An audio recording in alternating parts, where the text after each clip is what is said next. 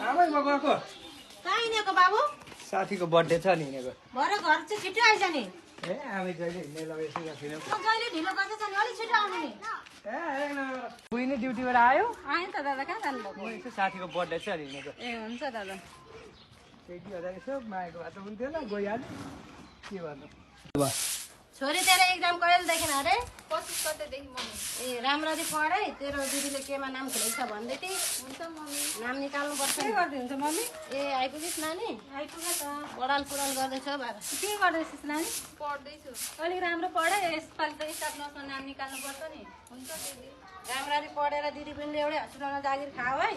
यहाँ आँगन जोडेका छिमेकीले कति थक भनेको छ थाहा छ होला नि तिमीहरूलाई? थाहा छ। छोरी छोरी भई अब गरेर खान सक्दैनन् भनेर चाहिँ मलाई नै भनेको होला नि यसले। अब कसलाई भनेको त थाहा होला नि, कसले भनेको थियो हामीलाई, कसलाई भनेको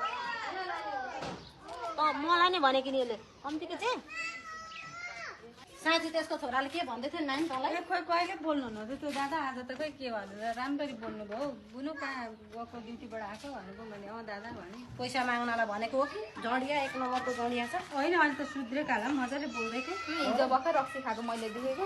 त्यसकी आमालाई धुरुक्कै रहेको छ नि, भन्छ नि बाहिर बाहिर भन्न मात्रै देखाउन मात्रै सही। आमै एक गिलास पानी ल्याऊ त। होइन यस मराले आज पनि ढोकेर आयो कि क्या हो? यस्तो गति नै छाडो त। कुकुरको मुख पनि कति खाएको हौ बच्चियाले पनि। ए ल्याउन गर आमै। कहाँ छोरी आउन पानी लिएर आउन। भित्रैनमा ए भित्रैनमा मान्छेले के भन्छ उहाँ हेरिरहेछन् मान्छेले भित्रबाट सुत्छ पछाडि। त्यो तिलरी देऊ न आमै। तेरो अहिले म भाटा पार्छु तर भित्रबाट सुत्। मान्छे दुनियाँले हँसायो यसले त। यो बच्चियाले पनि हैरान खेलायो मलाई।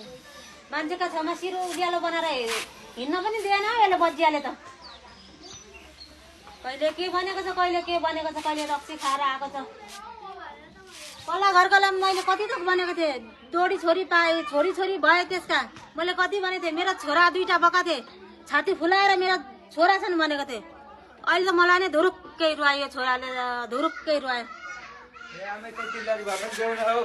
ए भन्छ छोरी जाऊ त, देऊ न हौ। उहाँ भित्र गएर बस भनेको। तेरो देऊ मलाई न हौ त्यही भए पनि। भित्र गएर बस।